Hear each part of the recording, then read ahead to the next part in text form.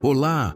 Hoje iremos falar sobre algumas lições deixadas por Jesus. Dito isso, eu te pergunto: e se as palavras mais importantes da história não fossem um eco do passado, mas um mapa para o seu futuro? Há mais de 2000 anos, Jesus Cristo não deixou regras, mas sim um caminho. 35 lições fundamentais que são a chave para uma transformação real. Um guia prático para trocar o medo pela fé, a mágoa pelo perdão e o vazio por um propósito duradouro. Se você ainda não é inscrito no canal, aproveite e se inscreva agora. Ative o sininho para não perder nenhum vídeo novo. E se você gosta desse tipo de conteúdo, deixe o seu like. Sua participação é muito importante. Preparados para essa jornada? Amar a Deus acima de tudo. A nossa jornada começa com a primeira e mais importante chave: amar a Deus acima de tudo. Este não é um sentimento passageiro, é o pilar que sustenta toda a estrutura da nossa transformação. Jesus ensinou que este é o maior mandamento. Significa entregar a Ele nosso coração, nossa alma e nosso pensamento. É fazer da nossa conexão com o Criador a prioridade máxima, a bússola que guia cada decisão, sonho e relacionamento. Antes de qualquer outra coisa, buscamos a Ele. Este amor é a fundação. Todas as outras 34 lições que exploraremos nascem e se fortalecem aqui. Amar o próximo como a si mesmo. Se o amor a Deus é a raiz vertical, o amor ao próximo é o primeiro grande galho horizontal desta árvore da vida. Jesus resumiu toda a lei neste princípio: trate os outros com a mesma dignidade, respeito e cuidado que você deseja para si. Não é sobre afeição, é sobre ação. É ver no rosto de cada pessoa, amigo, estranho ou até mesmo oponente, um reflexo do próprio Criador. Este mandamento nos tira do centro do nosso universo e nos ensina a empatia na prática. É o amor a Deus tornado visível, perdoar sempre. O amor em ação, inevitavelmente, nos leva a um de seus territórios mais difíceis e libertadores: o perdão. Jesus é radical quanto a isso. Perdoe, não 7 vezes, mas infinitamente. Perdoar não é aprovar o erro ou esquecer a dor. É a decisão de se libertar do veneno do ressentimento. É soltar as correntes que nos prendem ao passado. Ao perdoar quem nos feriu, quebramos o ciclo da amargura e abrimos espaço para a cura de Deus, reconhecendo que também nós somos falhos e vivemos pela graça do seu perdão. Ser humilde como uma criança. Em um mundo que aplaude o orgulho, Jesus vira a lógica de cabeça para baixo. Ele nos chama para termos a humildade de uma criança. Isso não significa ser ingênuo ou infantil, mas sim ter um coração ensinável, uma confiança sem reservas e uma total dependência do Pai. A criança não se preocupa com seu status, ela simplesmente confia em quem cuida dela. Essa humildade esvazia nosso ego e nos torna receptivos à sabedoria de Deus. É o pré-requisito para entrar em seu reino, pois só quem se abaixa pode passar pela porta estreita. Buscar primeiro o reino de Deus. Depois de firmar nosso amor, perdão e humildade, Jesus nos dá a nossa direção, o nosso norte verdadeiro. Buscar primeiro o reino de Deus. Isso significa alinhar nossas prioridades, ambições e desejos com a vontade e a justiça de Deus.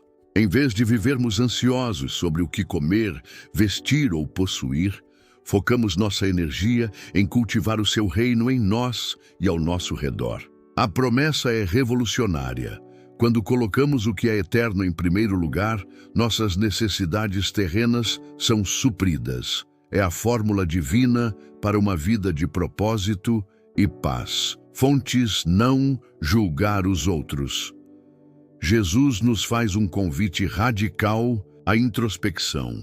Antes de apontar o cisco no olho do seu irmão, observe a viga que obstrui sua própria visão. Este ensinamento não nos proíbe de discernir o certo e o errado, mas nos proíbe de assumir o papel de juiz e carrasco. O julgamento endurece o coração, enquanto a misericórdia restaura. Ao abandonar o peso da condenação, abrimos espaço para a compaixão e reconhecemos que todos, sem exceção, dependem da mesma graça divina. Nosso chamado não é condenar o mundo, mas amá-lo.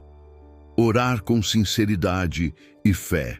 A oração para Jesus não é um espetáculo público ou uma lista de desejos, mas o respirar da alma. Ele nos ensina a orar em secreto, não com vãs repetições, mas com a sinceridade de um filho que conversa com seu pai. É um ato de fé e vulnerabilidade, onde apresentamos quem realmente somos, com nossas dúvidas, medos e gratidão. A oração sincera não busca impressionar os outros, mas busca conectar-se com Deus. É nesse lugar de intimidade que a nossa fé é fortalecida e encontramos direção, paz e força para a jornada. Amar os inimigos. Aqui, Jesus eleva o amor ao seu padrão mais divino e desafiador. Amar quem nos ama é fácil. A verdadeira marca de um coração transformado é amar quem nos persegue e orar por quem nos maltrata. Este amor não é um sentimento, mas uma decisão. É escolher a bênção em vez da vingança, quebrando o ciclo interminável do ódio.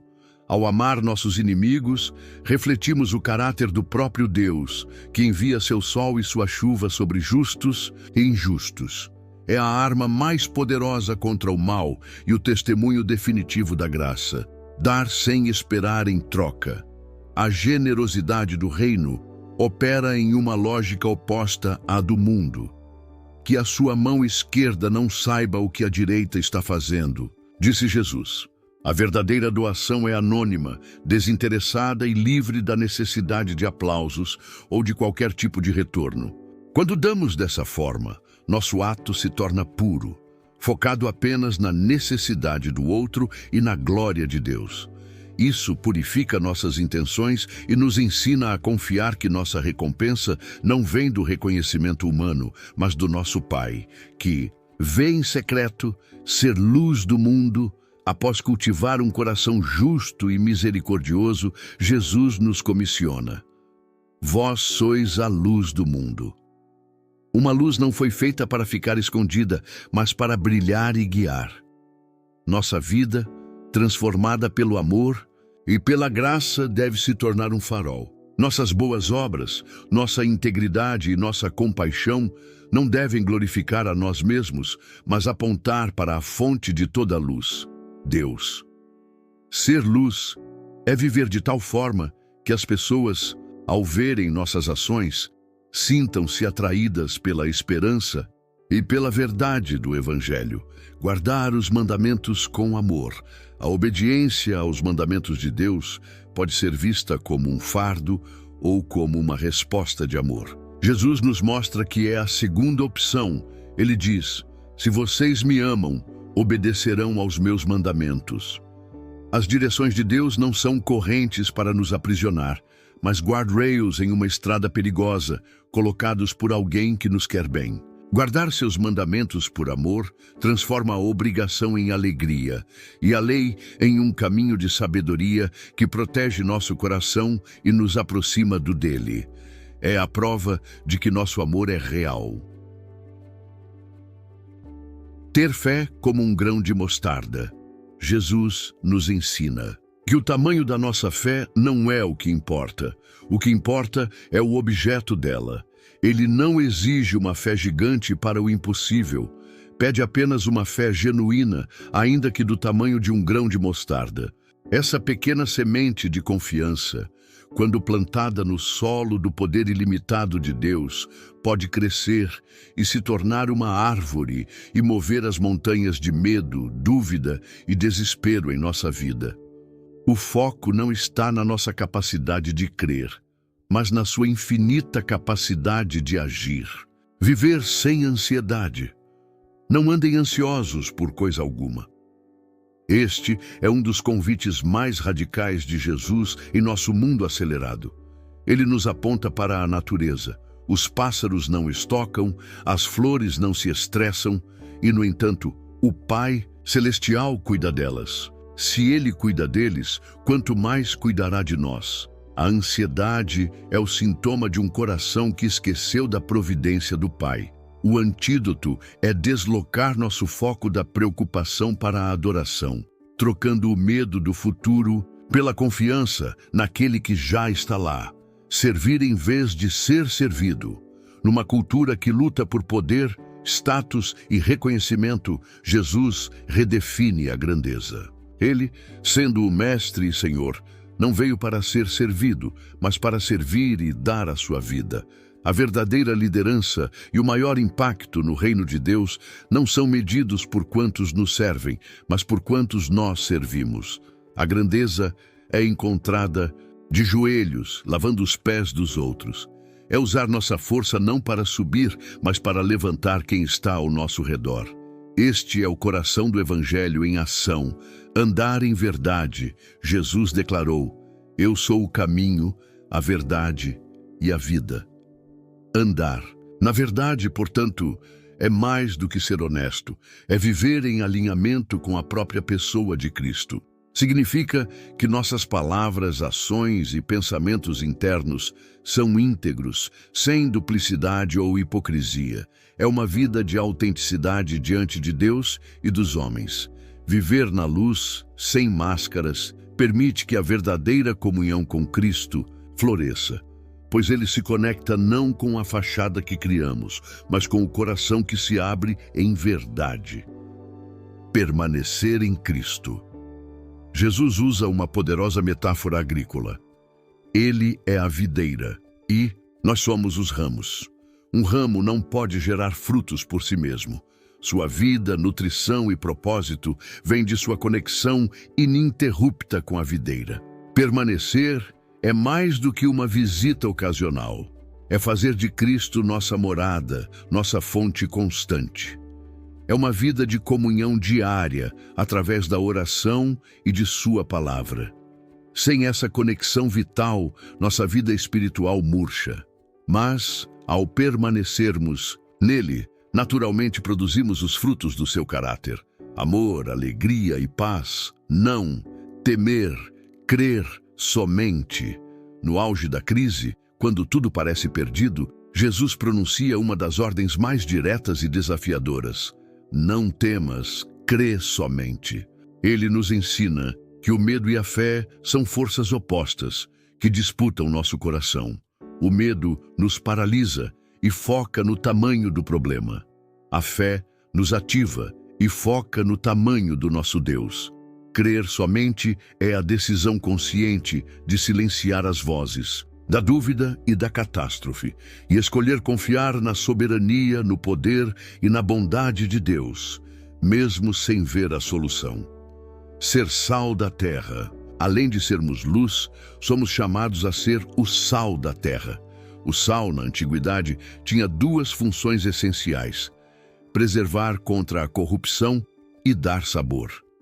Nossa presença no mundo deve atuar como um agente que impede a decadência moral e espiritual ao nosso redor, defendendo a verdade e a integridade.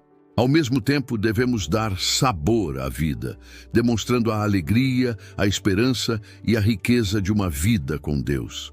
Jesus nos adverte a não perder nossa salinidade, nossa identidade distinta, para não nos tornarmos inúteis. Buscar a justiça de Deus. Jesus nos diz para termos fome e sede de justiça. Esta não é a justiça punitiva do homem, mas a justiça restauradora de Deus.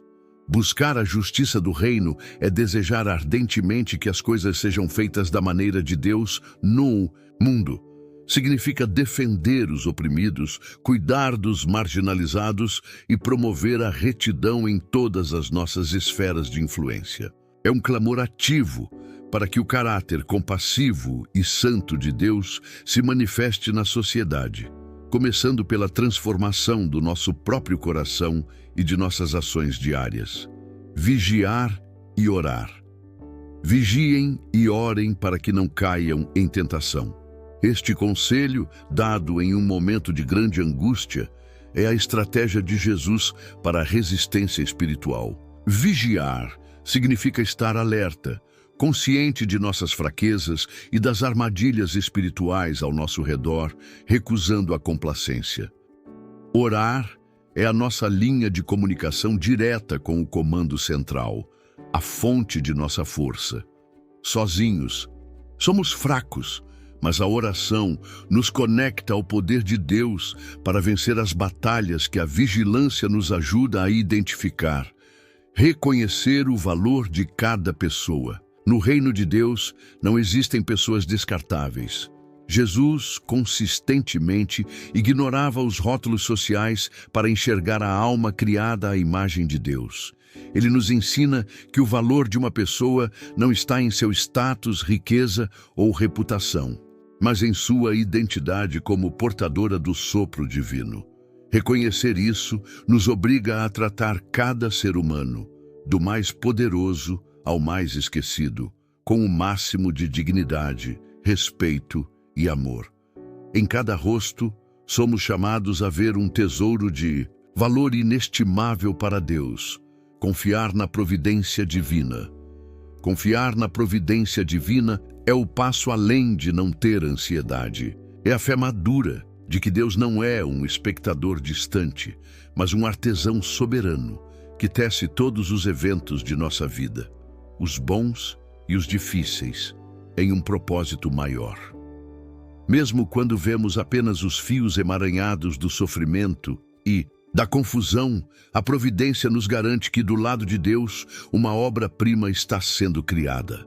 Essa confiança nos dá uma paz que não depende das circunstâncias, pois sabemos que estamos seguros nas mãos do Mestre Tecelão, ser pacificador.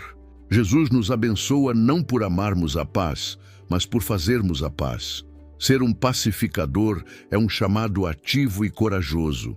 Exige entrar em zonas de conflito, em famílias, no trabalho, na comunidade, e atuar como um agente de reconciliação e cura. É um reflexo direto do coração de Deus, que enviou Cristo para nos reconciliar com Ele. Por isso, a promessa é tão grande. Os pacificadores serão chamados filhos de Deus, pois estão fazendo na terra a mesma obra que seu Pai faz a partir do céu. Não se apegar às riquezas. Jesus é incisivo ao afirmar que não podemos servir a dois senhores, a Deus e ao dinheiro.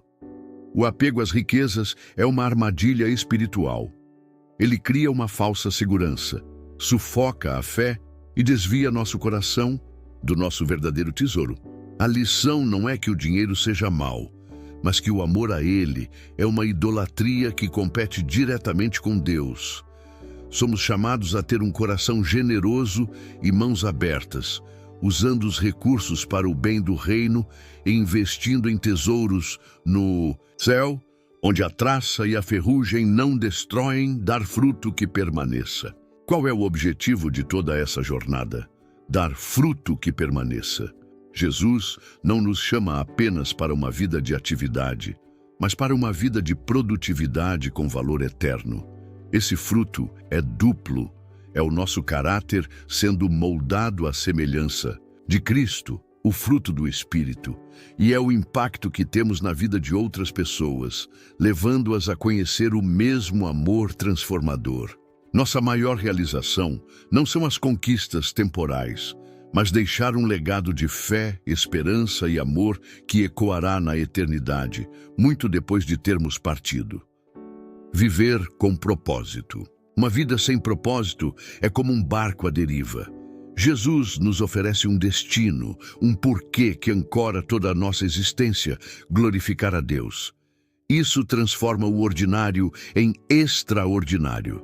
Nosso trabalho, nossos relacionamentos e nossos talentos deixam de ser atividades aleatórias e se tornam oportunidades para refletir o caráter de Deus.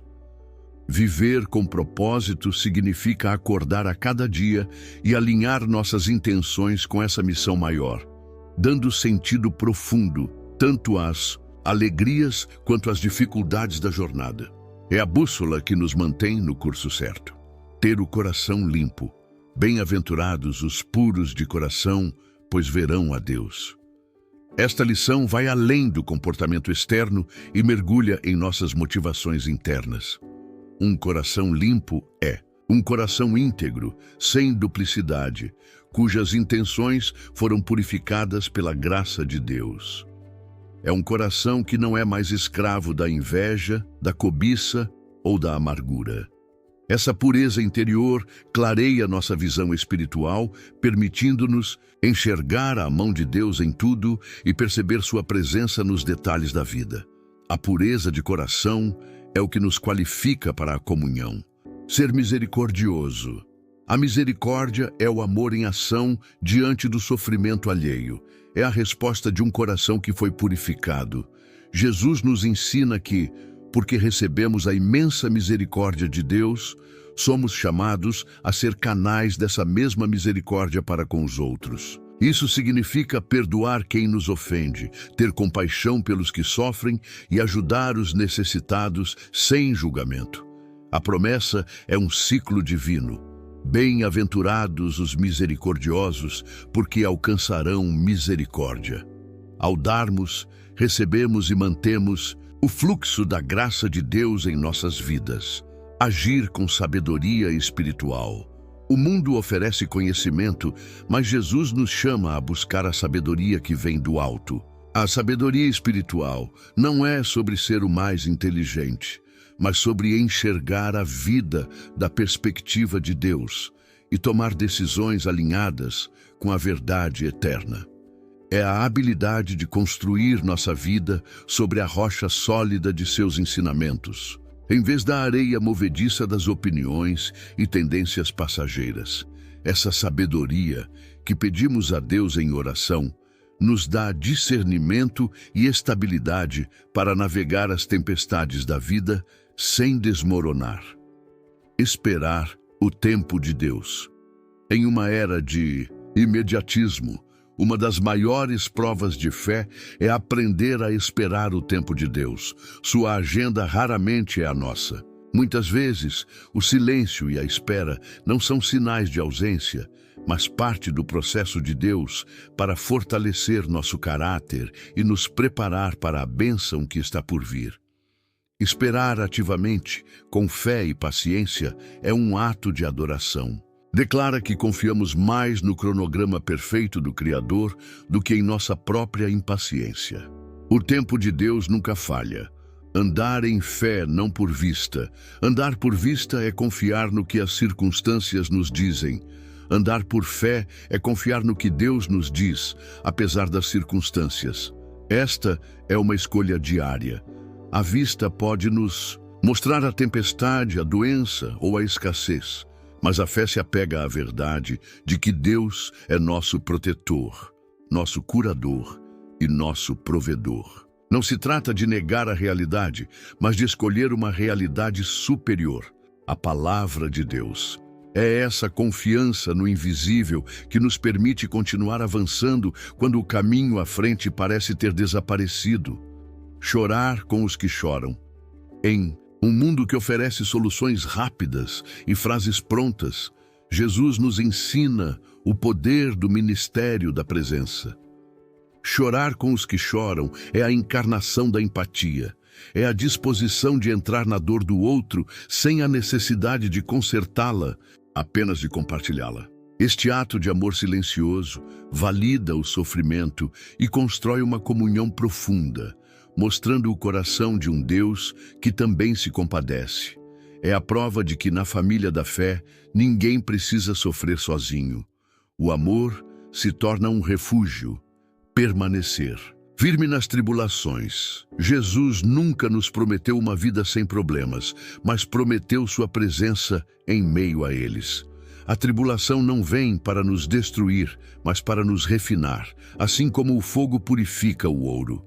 Permanecer firme não é sobre ter força para não cair, mas sobre ter fé para se levantar a cada vez, segurando-se na âncora da esperança em Cristo.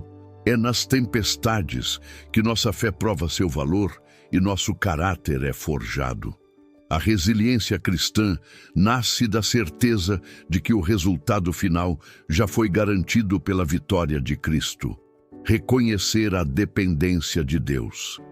Depois de 33 lições, chegamos ao ponto de virada de toda a jornada. O clímax não é nossa força, mas o reconhecimento de nossa total fraqueza.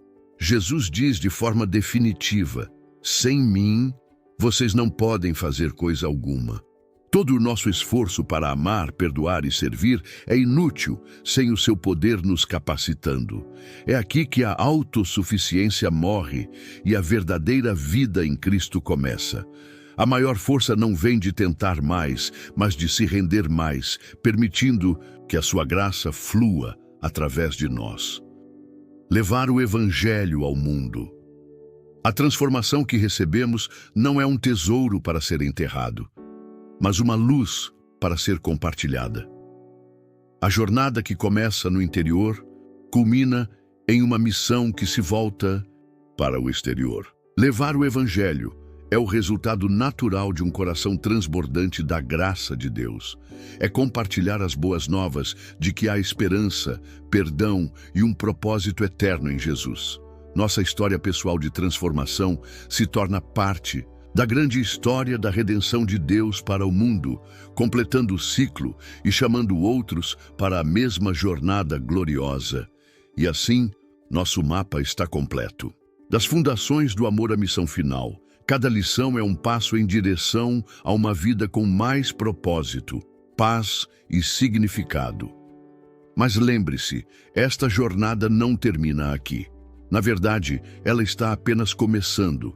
Se esta mensagem tocou seu coração, ajude a alcançar outras pessoas que também podem estar buscando um caminho. Deixe o seu like, compartilhe com um amigo ou familiar que precisa ouvir sobre essa esperança. E deixe um comentário abaixo nos dizendo qual dessas 35 lições você vai escolher para focar nesta semana. Sua jornada inspira a todos nós. Que a sua caminhada seja cheia de fé e luz. Fique em paz.